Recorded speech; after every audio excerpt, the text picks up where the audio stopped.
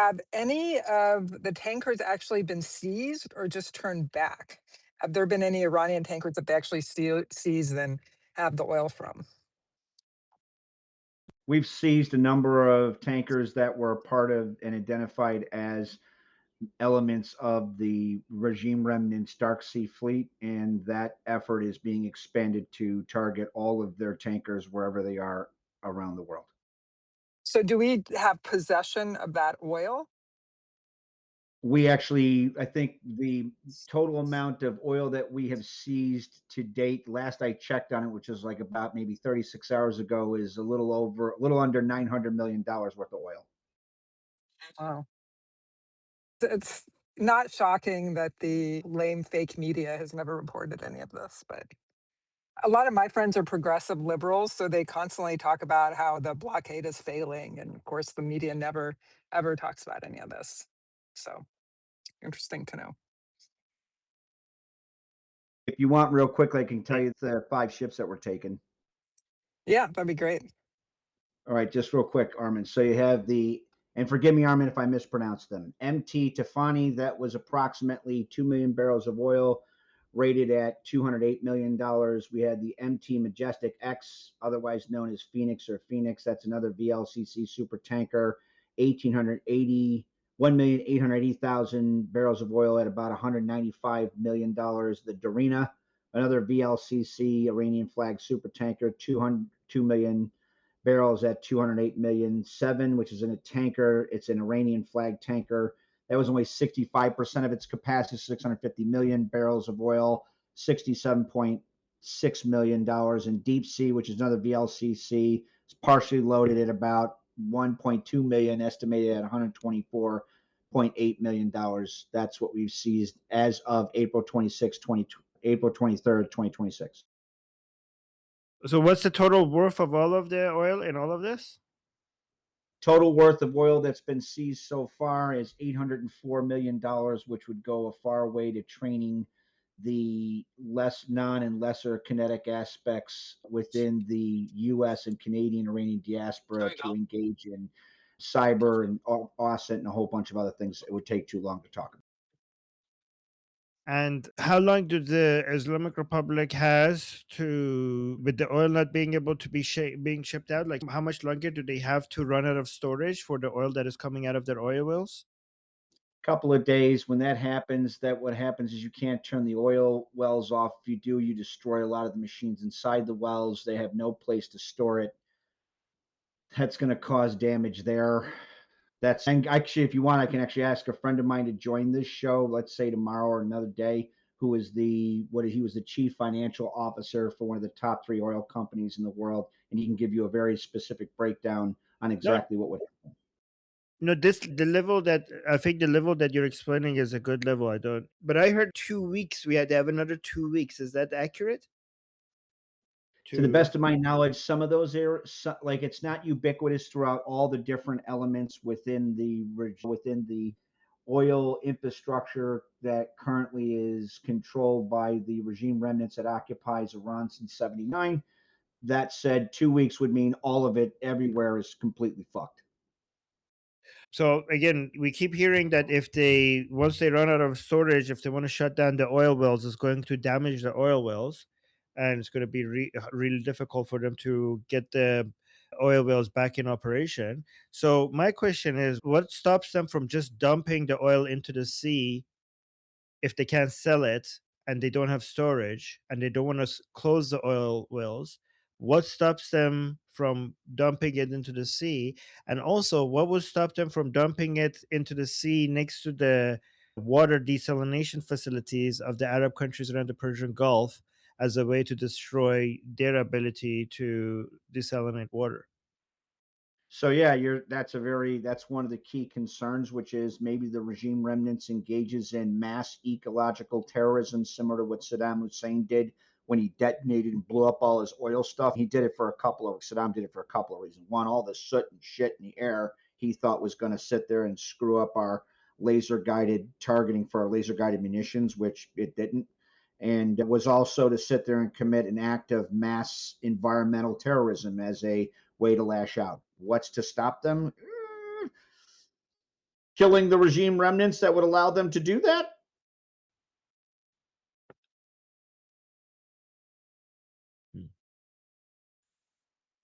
Okay.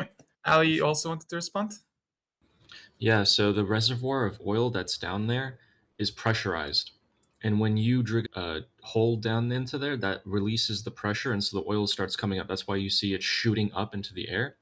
What ends up happening when you shut that well off is that pressure just starts going somewhere else in that reservoir, okay?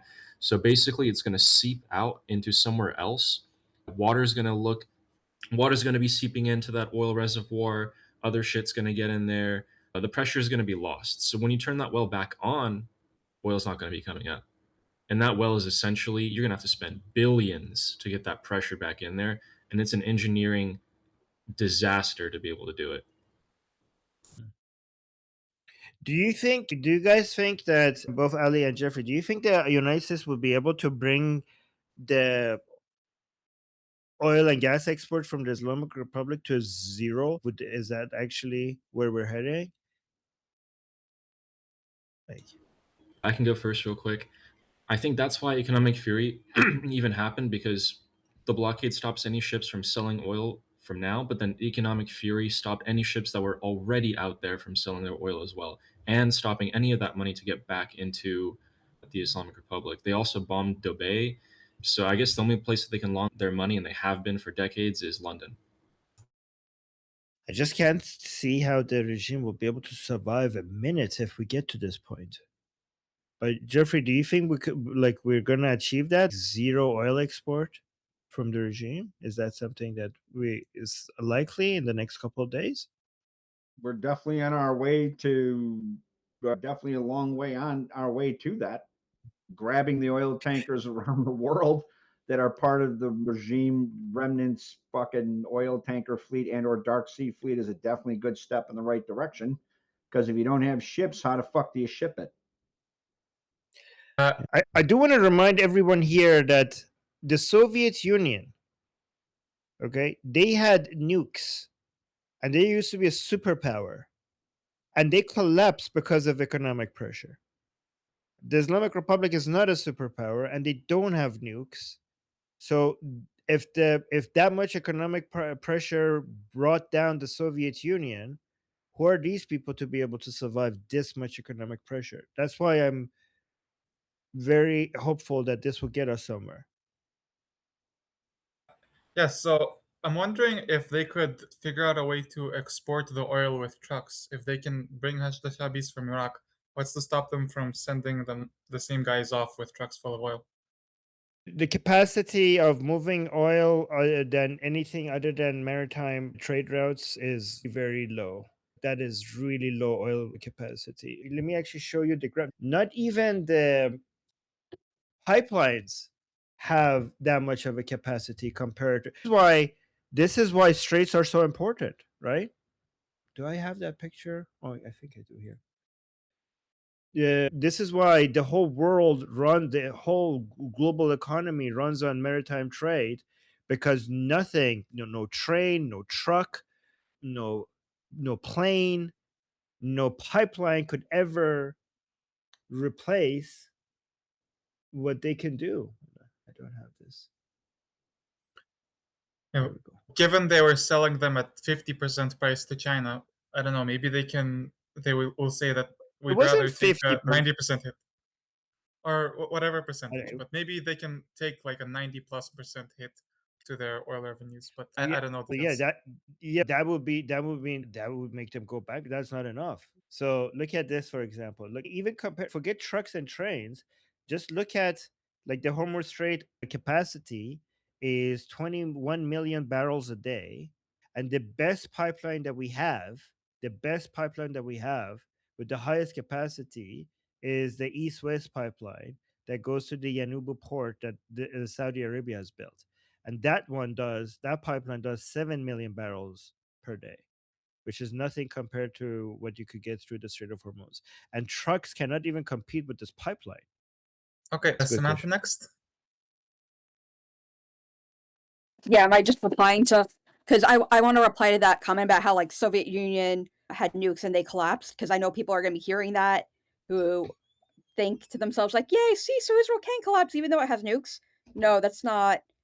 Russia still existed after the Soviet Union collapsed. Yes, they lost like a lot of territory and independent countries came about, but Russia continued existing after the Soviet Russia Union is not. collapsed.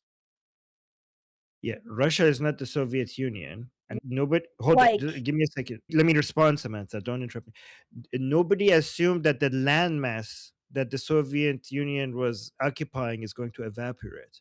Nobody assumed that with the fall of Soviet Union, that area within the map is going to go away. Obviously, that area will exist and it will be a country. And so, but when it comes to the Islamic Republic, you could say if you want to follow the same logic with what's happening in Iran, we could be like, oh, the Islamic Republic collapsed, and you would then, if you want to apply the same logic, well, Iran is still there.